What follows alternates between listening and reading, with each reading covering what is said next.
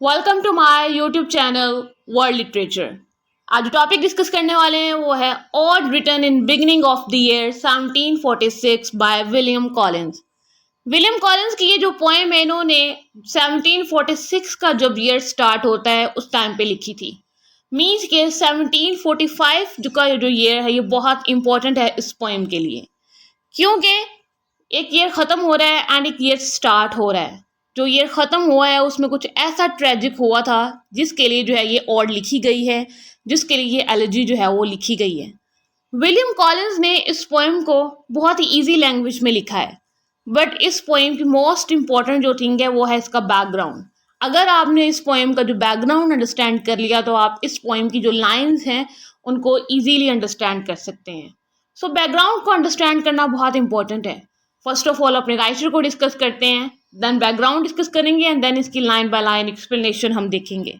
William Collins की birth हुई थी 25 दिसंबर 1721 में एंड इनकी डेथ हुई थी 12 जून 1759 में। इंग्लिश पोइट थे। फर्दर आते हैं अपने वर्क की तरफ। आज जो हम पोएम डिस्कस कर रहे हैं जो कि ऑड है और विलियम कॉलिंस ने 1746 में इसको लिखा था। अब उस टाइम पे जो है वो 1740 से 1745 तक का जो टाइम पीरियड है ये बहुत इंपॉर्टेंट है। वॉर ऑफ ऑस्ट्रेलियन सक्सेशन चल रही थी 1740 से 1748 के दरमियान एंड सेकंड जो उस टाइम पे कॉन्फ्लिक्ट चल रहा था वो था Jacobite rising of 1745। First of all Austrian succession को हम देख लेते हैं। ऑस्ट्रियन सक्सेशन में क्या होता है कि चार्ल्स जो सिक्स थे उनकी हो जाती है अब डेथ। अब उनकी डेथ के बाद उनका जो मेल कोई हेयर नहीं था, कोई सन नहीं था जो कि सक्सीड करता उनके बाद। सो इसलिए उनकी डॉटर थी मैरी। अब उनकी डॉटर को जो है वो उनकी जो किंगशिप है वो मिलनी थी। सो इस पे जो है वो कॉन्फ्लिक्ट हो जाता है कि सभी जो यूरोपियन पावर्स हैं वो आ जाती हैं और वो कहती हैं कि हम इनको जो है वो सक्सीड करेंगे, ना कि एक जो फीमेल है यहाँ पे एक लेडी है यहाँ पे जो डॉटर है वो सक्सीड करेगी। तो उस पर जो है वो ऑस्ट्रेलियन सक्सेशन की जो वॉर है वो स्टार्ट हो जाती है जो कि 1740 से 1748 तक चलती है। सेकंड जो कॉन्फ्लिक्ट है वो है जैकोबाइट राइजिंग का, जिसको हम आगे चल के डिस्कस करेंगे। वॉर ऑफ ऑस्ट्रियन सक्सेशन में बहुत सारी पावर्स जो थी वो इन्वॉल्व थी, जिसमें ब्रिटेन, ऑस्ट्रिया, प्रोशिया और बहुत सारी कंट्रीज वो भी आ जाते हैं एंड यूरोपियन पावर्स भी इंक्लूडेड थी। अब 1745 में क्या होता है कि जो ब्रिटिश सोल्जर्स थे अब वो मल्टीपल प्लेटफॉर्म्स पे जो है वो फाइट कर रहे थे। फर्स्ट ऑफ ऑल तो वो फ्लैंडर्स में जो है वो फाइट कर रहे थे, जिसको आज हम प्रेजेंट डे में बेल्जियम कहते हैं, और दूसरी जो प्लेस थी वो स्कॉटलैंड थी। अब स्कॉटलैंड एंड बेल्जियम इन दोनों प्लेसेस पर जो ब्रिटिश सोल्जर्स थे वो फाइट कर रहे थे, मीन्स के वो कंटिन्यूसली वॉर में थे। अब स्कॉटलैंड में क्या होता है कि जैकोबाइट राइजिंग होती है 1745 में। अब ये जैकोबाइट राइजिंग क्या थी? जैकोबाइट उसको कहते हैं जो कि सपोर्टर हो स्टुअर्ट डायनेस्टी का, कि जो कहता हो कि ब्रिटिश थ्रोन जो है वो स्टुअर्ट डायनेस्टी को मिलना चाहिए। अब आप कहेंगे कि ये स्टुअर्ट डायनेस्टी क्या है?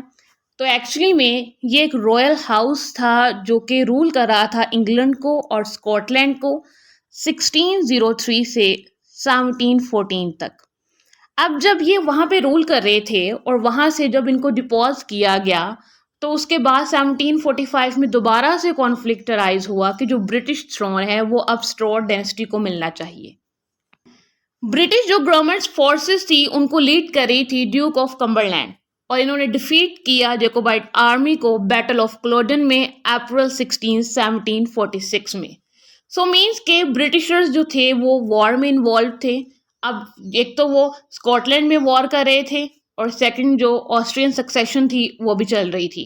तो इन दोनों में जो है वो ब्रिटिश सोल्जर्स इन्वॉल्व थे, मीन्स कि उनकी डेथ्स भी हो रही थी। तो उन्हीं की डेथ को मॉर्न करने के लिए जो है वो विलियम कॉलिंस ने इस पोएम को लिखा है, जिसमें उन्होंने ट्रिब्यूट जो है वो दिया है ब्रिटिश सोल्जर्स को जिन्होंने ऑस्ट्रियन सक्सेशन में पार्ट लिया एंड दूसरा जो जैकोबाइट राइजिंग के अगेंस्ट फाइट किया, कि वो जितने भी सोल्जर्स हैं जिनकी डेथ हुई उनके लिए इस पोएम को लिखा गया है। उनके लिए जो है ये लाइंस लिखी गई हैं जिसमें उनको ट्रिब्यूट दिया गया है, उनकी ग्रेव्स को रिमेंबर किया गया है, उन सोल्जर को रिमेंबर किया गया है। सो आई होप कि यहाँ तक जो है वो आपको उसका बैकग्राउंड जो है वो समझ आ गया होगा। अब चलते हैं इसकी लाइन बाय लाइन एक्सप्लेनेशन की तरफ। पोएम की लाइन करते हैं। स्क्रीन पर जो रेड लाइंस आपको शो होंगी वो पोएम का ओरिजिनल टेक्स्ट है, एंड रेड लाइंस के नीचे जो ब्लैक लाइंस हैं वो उस लाइन की जो है वो एक्सप्लेनेशन होगी। सो पोएम की फर्स्ट लाइन है, how sleep the brave, how sink to rest.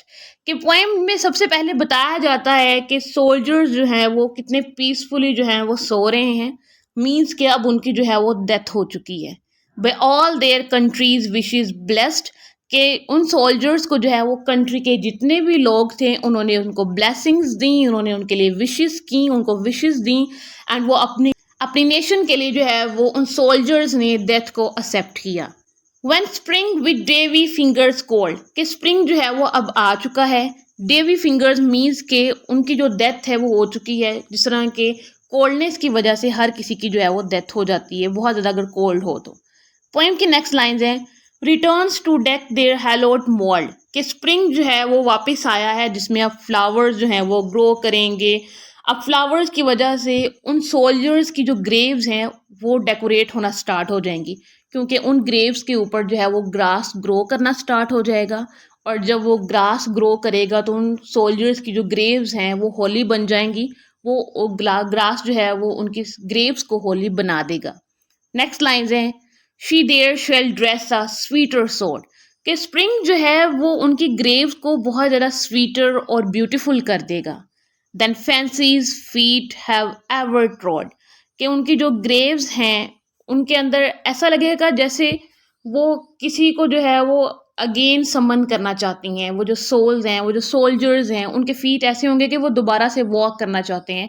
इतना जो है ना वो उनको समर यहाँ पे जो स्प्रिंग का सीजन है वो ब्यूटीफाई कर देगा। नेक्स्ट लाइन्स हैं, by fairy hands their knell is rung, कि जो उनकी डेथ का जो साउंड है, जो बेल रिंग्स होती हैं जब किसी की डेथ हो जाती है चर्च के अंदर, वो जो रिंग की आवाज़ आती है, वो जो साउंड होता है, इनको भी जो है ना वो कोई फेरी हैंड्स हैं वो जो है वो उस सॉन्ग को जो है वो सिंग कर रही होंगी। वो जो बेल्स हैं वो रिंग कर रही होंगी, फेरी जो हैंड्स हैं। मैजिकल अनसीन फोर्सेस उन सोल्जर्स के लिए जो है वो काम कर रही होंगी बेल्स का।